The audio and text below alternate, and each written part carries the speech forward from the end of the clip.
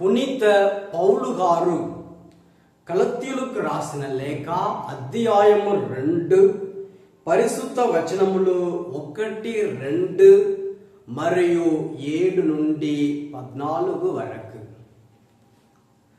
అటు పిమ్మట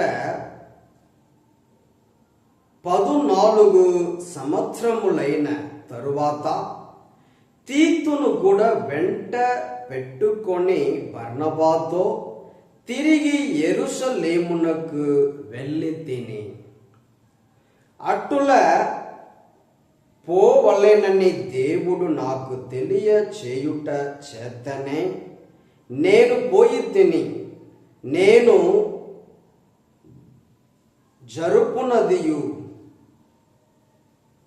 జరిపినదియు ఒకవేళ వ్యర్థమై పోవునేమో అని నేను అన్యుల మధ్య వివరించుచున్న సువార్తను వారికి మరి ప్రత్యేకముగా పెద్దలని ఎంచబడిన వారికి విశదపరచితిని. అట్లుగాక సున్నతి పొందిన వారికి సువార్తను బోధించు బాధ్యతను దేవుడు పేతురునకు అప్పగించినట్లే సున్నతి పొందని వారికి సువార్తను బోధించు బాధ్యతను దేవుడు నాకు అప్పగించేనని వారు గ్రహించిరి. ఏలైనా సున్నతి పొందిన వారికి పేతురును అపోస్తలుడుగా చేసిన వాడే నన్నును అన్యులకు అపోస్తలునిగా చేసెను. ఆధార స్తంభములుగా ఎంచబడిన యాకోబు, పేతురు, యోహానులు దేవుడు నాకు ఒసగిన ప్రత్యేక కృపావరమును గుర్తించిరి. మేము అన్యులలోను వారు సున్నతి పొందిన వారలలోను పని చేయవలెనని చెప్పి తమతో భాగస్థుల మనుటకు సూచకముగా వారు నాతోను బర్నబాతోను కుడి చేతితో కరచాలనము చేసిరి. అచ్చటి పేదలను మేము జ్ఞాపకము ఉంచుకొనవలెనని మాత్రమే వారు కోరిరి.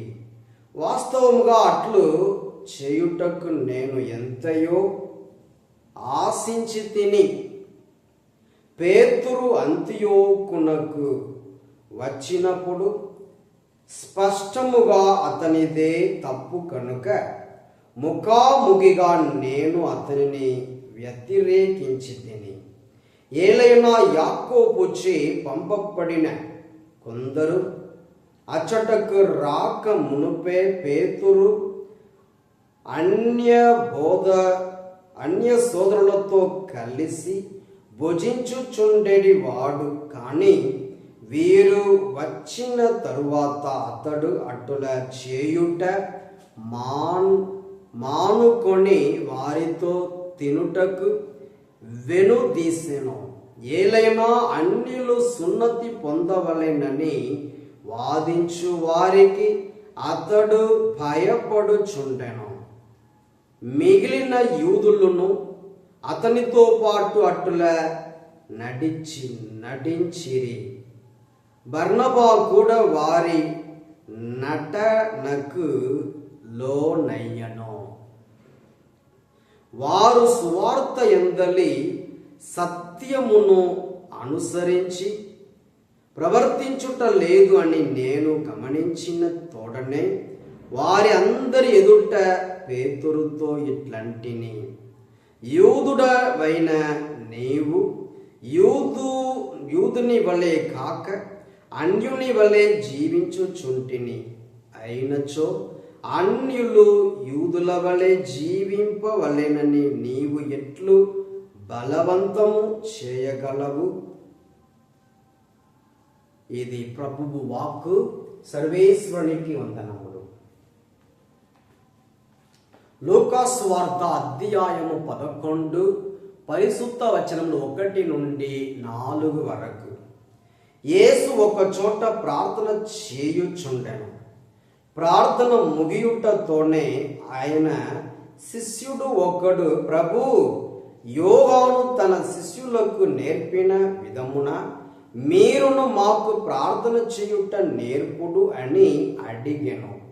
అందుకు ఆయన వారితో, మీరిట్లు ప్రార్థింపుడు, తండ్రి, నా నామము పవిత్ర పరుపబడు గాక, నీ రాజ్యము వచ్చును గాక, మాకు కావలసిన అనుదిన ఆహారము మాకు ప్రతి దినము దయచేయము, మా పాపములను క్షమింపుము, ఏలయనా మేమును మా రుణస్థులందరూ క్షమించుచున్నాము, మమ్ము శోధనలో చిక్కుకొన మీయకుము అని చెప్పాను. ఇది క్రీస్తు సువిశేషము. క్రీస్తువా మీకు స్తుతి కలుగును గాక.